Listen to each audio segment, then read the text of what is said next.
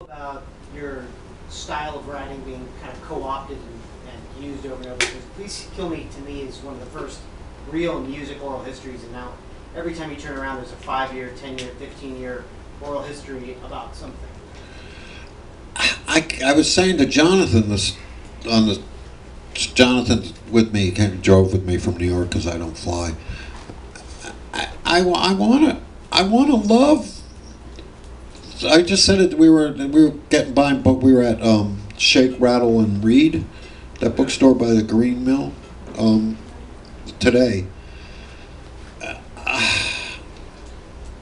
I wish they'd do a good oral history. They suck. You know, it's not that hard. I mean, it's difficult, but it's not brain. Well, you know, it's not brain surgery, and everybody's so lazy. I mean, our favorite book is Edie, you know, and that's what Gillian and I decided to do. So we said, let's do a book like Edie. You know, I would urge you to go buy Edie. What's the title? What's the second? An American Girl? Portrait? American Portrait. An American Story. Jonathan, what's the subtitle be?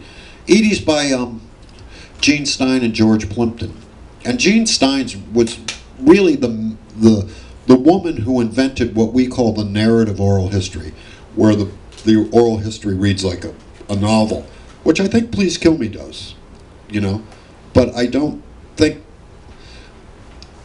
I mean, there's been some good tries at it, but I've been started because I decided I can't criticize or I want to read all of them. So I've gone through about 6, and some of them are so different, like the oral history of heavy metal.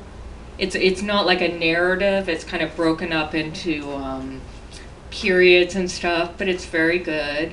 The one on grunge is very good, but I would have cut like 150 pages out of it. The REM one is horrible. Have you read Dance of Days? No, what's that? That is the DC, so it's a lot of Bad Brains Fugazi. I will be reading it, but not yet. So yeah, it has like a thing where they kind of do, it's kind of a mixture of like novelization / like quotation. So it has a little bit like Please Kill Me with like the actual kind of like so-and-so says this, right, and it kind of breaks into that, and then there's like these kind of these experts in the middle, so it kind of like pulls them all together. See, I think that's cheating. And it's Yeah, cheating, yeah, I agree, yeah. yeah. It's well done, like, it's a good book, Yeah, it's yeah. definitely worth a read, but it's like one of those things where it's kind of like that whole, like, it does break down into chapters, like, this happened at a certain time period, Yeah. so it goes chronologically through, like, kind of like that history, but it kind of cheats. Yeah. So yeah, I agree, it does that. But Yeah. what I mean, I thought the one at grunge was really quite good. I think it was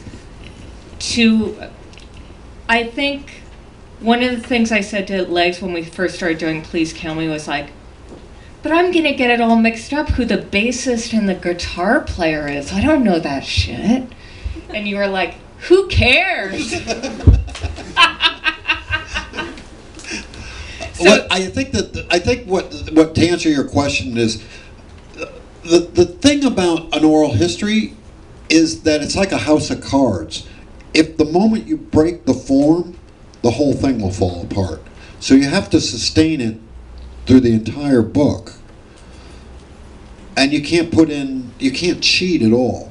I remember I got excited. I was reading that we got the neutron bomb or something. And I love the part where they're going, John Doe and Exene are taking a poetry class at Beyond Baroque, which is the poetry place in LA, and they're cheating off each other's papers, you know, for poetry class, which I thought was kind of funny. But then they repeated stuff, and it was like, oh, you fucking assholes, you know? What do you mean? They repeated passage from earlier or later. Oh, that's terrible. But yeah, I know. It was like, fuck you. That's not. So I look at them, and people always call me. There was some guy just recently, or a couple of years ago, there was a book about Nickelodeon called Slime or something, the oral history. And the guy kept sending me emails. Can I talk to you about doing oral history? Can I talk to you about? And I said, yeah, sure. Call me. You know, I gave him my number, and he just went on and on. I said, why the fuck did you call me? You know, if do you want to know what I want? And it was like, he got pissed off at me. hung up on them. But everyone thinks, oh, I'll do an oral history, it'll be easier, and it's not. And you really have to know narrative structure.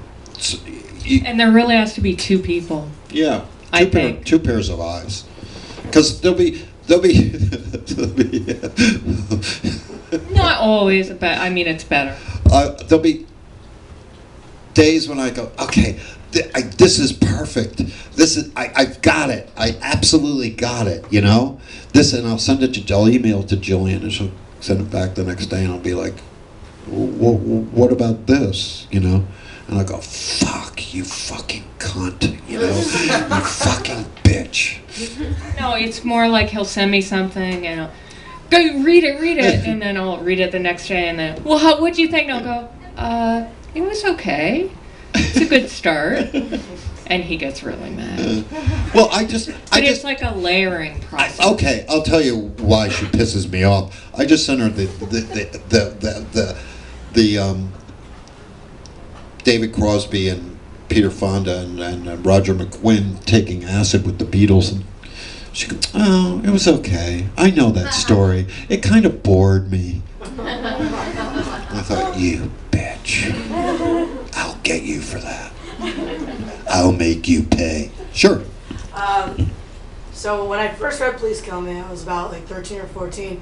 And learned Same age as me when I read Go Ask Alice. Yeah, exactly. And then, learning about punk magazine and everything. A couple years later, I dropped out of high school and became a music journalist. And I was not as excited about it as I really hoped to be. And I wanted to ask, actually, do you think that I'm romanticizing past music journalism and thinking that that's absolutely amazing and that all the artists in the scene was so much cooler? Or was it not actually that cool and I just am thinking it was the shit back in the day?